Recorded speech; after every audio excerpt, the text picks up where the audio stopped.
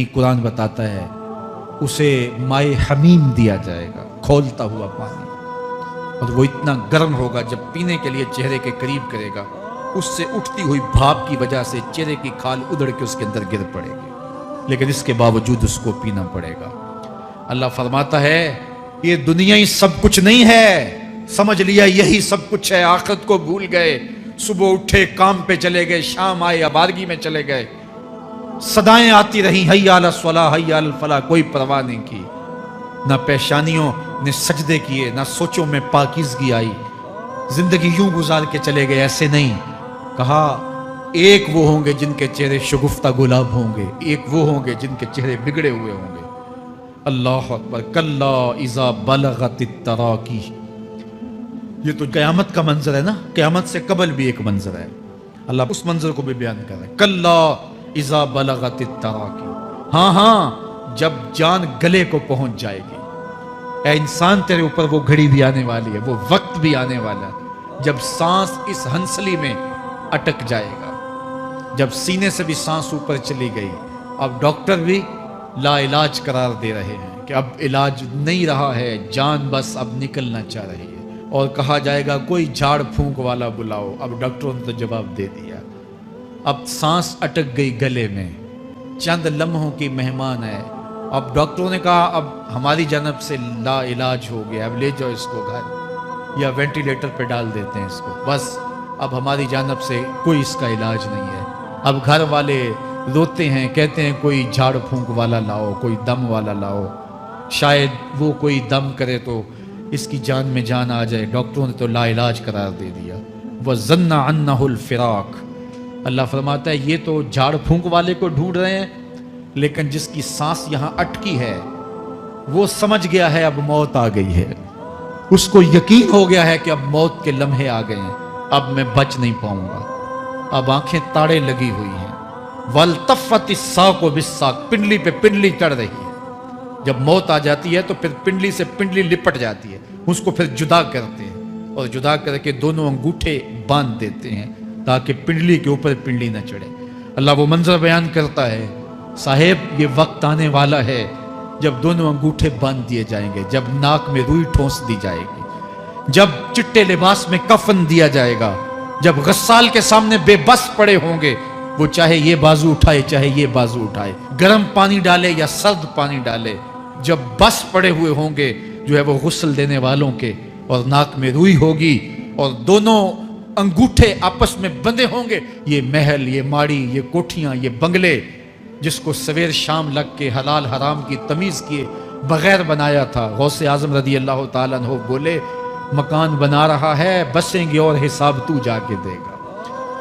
और ये तो एक रात भी तुझे उस घर के अंदर नहीं रखेंगे कि चलो एक रात मेहमान रख लें। कहते हैं नहीं नहीं, मेहमानों ने भी जाना है तो जल्दी करो, इसको सुपुर्द कराओ।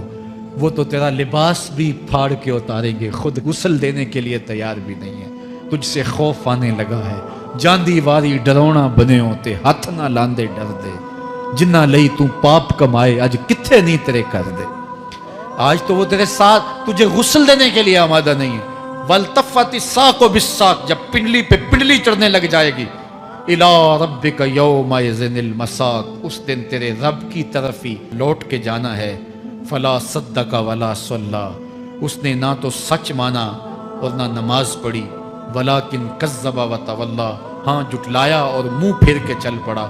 सुम्मा ज़हब इला अहलिही यतमत्ता, फिर अपने घर को अकड़ता हुआ चला। औला लका फ़औला सुम्मा औला लका फ़औला, तेरी खराबी आ पहुंची, हाँ तेरी खराबी आ पहुंची। अयहसबुल इंसान व युतरका सुदा, इंसान दुनिया में ये गुमान करता है उसको सुदा छोड़ दिया जाएगा। सुदा अरबी में ऐसे ऊंट को कहते हैं जिसकी महार किसी के हाथ में ना हो, शुतरे बेमहार, जहां मर्जी जिस घाट से चाहे पानी पिए, जहां से मर्जी चारा ले, तो शुतरे बेमहार को कहते हैं सुदा। तो ये इंसान भी गुमान करता है कि मैं भी सुदा हूं, मुझे कोई क्यों पूछे, मेरे जज्बात पे कोई क्यों कदगन लगाए, मुझे क्यों रोके कोई। बिलखुसूस जवानी के अय्याम के अंदर जवान को बड़ा होता है कि कोई मुझे क्यों, वो तो माँ बाप के कहने में भी नहीं आना चाहता, वो कहता है क्यों मुझे रोकते हैं, मेरी जवानी है, मेरे जज्बात हैं, मुझे आज़ादी से जीने दो, क्यों मेरे रास्ते में रुकावट बनते हो, मैं सुदा हूं, اللہ فرماتا ہے نہیں، ایک اونٹ تو سدا ہو سکتا ہے، جس کو میں نے اشرف المخلوقات بنایا ہے اس کو تو سدا نہیں چھوڑوں گا، اس کو تو پابند بناؤں گا حکام کا۔ اب وہ کہتا ہے کہ نہیں نہیں، یہ کیسے دوبارہ اٹھائے جائیں گے؟ اب دوبارہ وہی بات پھر آ گئی، الم یکن نطفۃ من منی یمنا۔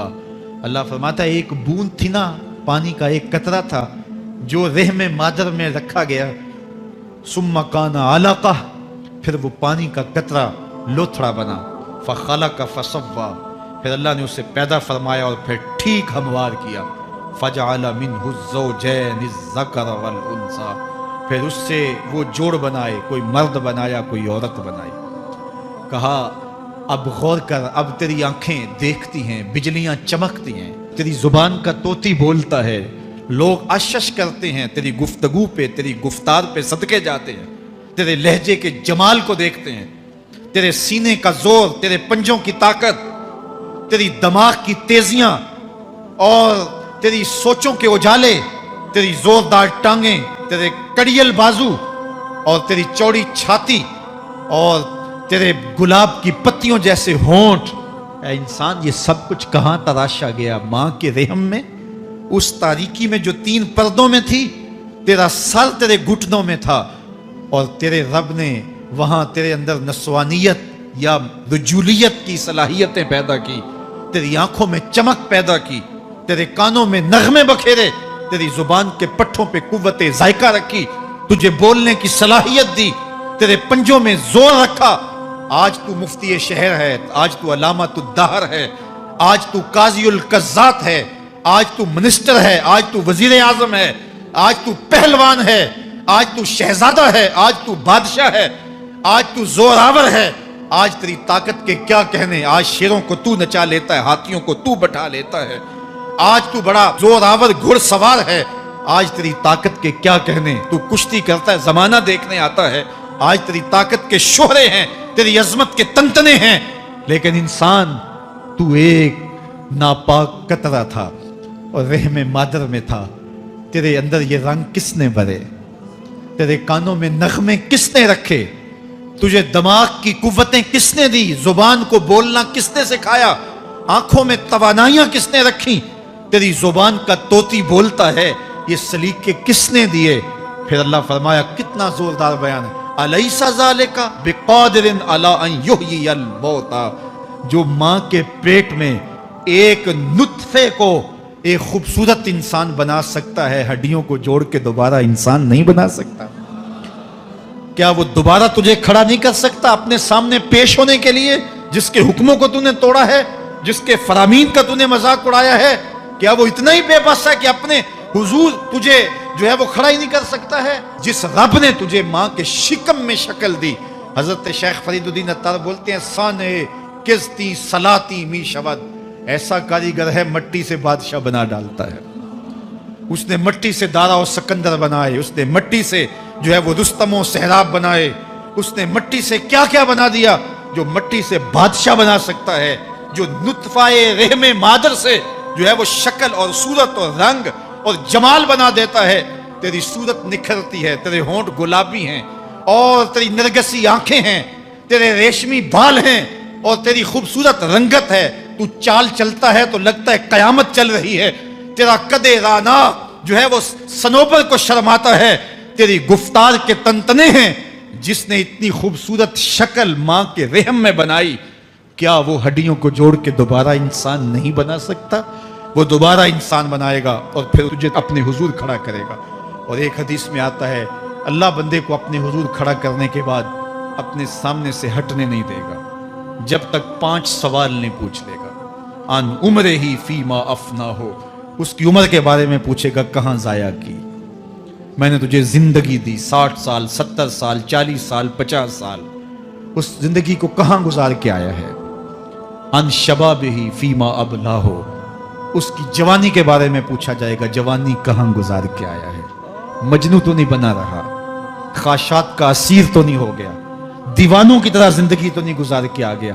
تیری جوانی کسی چوک میں تو نہیں گزری، تیری جوانی آوارگی میں تو نہیں گزری، ساری رات سوشل میڈیا کے اوپر گندگی اور غلاظتیں تو نہیں دیکھتا رہا؟ تیری زندگی گزری کہاں ہے؟ تیری جوانی گزری کہاں ہے؟ اگر کوئی جواب نہ ہوا تو پھر کیا جواب دے گا؟ اور وہ کتنا خوش نصیب ہوگا جو کہے گا مالک میری جوانی سجدوں میں گزری، میری جوانی قیام میں گزری، میری جوانی رکوع میں گزری۔ میرے حضور فرماتے ہیں سبعۃ یظلھم اللہ فی ظلہ یوم لا ظل الا ظلہ، 7 اشخاص ایسے ہیں قیامت کے دن جب کوئی سایہ نہیں ہوگا، اللہ ان 7 کو اپنے عرش کا سایہ دے گا۔ ان میں سے دوسرا شخص میرے حضور نے بیان فرمایا وشاب نشأ فی عبادت اللہ، وہ جوان جس کی جوانی اللہ کی عبادت میں گزری۔ جوانوں اپنی زندگی کو مالک کی دہلیز پہ لے آؤ۔ جوانی وہی ہے جو مالک کی چوکھٹ پہ گزرے۔ اپنے دل کا تعلق جوڑو، عشق کرنا ہے تو پھر آمنہ کے لال سے کرو، محبت کا رشتہ ان سے جوڑو، تعلق کا ربط ان سے قائم کرو، جوانی کو دین کی راہ پہ ڈالو۔ اللہ اکبر۔ سنو میرے حضور کا فرمان، انا حبیب اللہ، میں اللہ کا حبیب ہوں۔ پھر فرمایا الشاب التائب حبیب اللہ، جو جوان جوانی میں توبہ کرے وہ بھی اللہ کا حبیب ہے۔ آؤ اللہ کے حبیب بن جاؤ، اللہ کے حبیب بن جاؤ، اللہ کے حبیب بن جاؤ، اللہ کے محبوب بن جاؤ۔ لیلۃ القدر کی گھڑیاں ہیں، رات کا پچھلا پہر ہے۔ اللہ کے حضور یہ عہد کر کے اٹھو مالک جو زندگی گزر گئی، آئندہ جوانی کا ایک ایک لمحہ تیرے لیے گزرے گا۔ جیوں گا تو تیرے لیے، مروں گا تو تیرے لیے۔ میری ایک ایک سانس تیرے نام وقف ہوئی، میری زندگی کی ایک ایک ساتھ تیرے نام وقف ہوئی۔ میں اپنا سب کچھ تیرے لیے پیش کرتا ہوں۔ میری زندگی کا مالک بھی تو ہے، میری موت و حیات کا خالق اور مالک بھی تو ہے۔ یہ زندگی تو نے دی، تیری امانت ہے، تیرے حضور ہی پیش کرتا ہوں۔ اور لیلۃ القدر کی گھڑیوں میں اس عزم کے ساتھ گھروں کو لوٹو کہ اللہ میری زندگی کا ایک ایک لمحہ تیرے نام ہوا، آنے والے موسم تیرے نام ہوئے، میری جوانی تیرے نام ہوئی، میرے آنسو تیرے نام ہوئے، میری پیشانی تیرے نام ہوئی، میرے دل کی دھڑکن تیرے نام ہوئی، میری صلاحیتیں تیرے نام ہوئی۔ میری زبان بولے گی تو تیری تسبیح بولے گی، تیرے ذکر کے ترانے پڑے گی، میرے کان سنیں گے تو قرآن کے نغمے سنیں گے، میری آنکھیں دیکھیں گی تو مالک تیری قدرت کی نشانیاں دیکھیں گی، تیرے رسول کا روضہ دیکھیں گی، تیرا کعبہ دیکھیں گی۔ مالک میری زبان سچائی کے نور سے مالا مال ہوگی اور میں ساری زندگی تیرے نام کرتا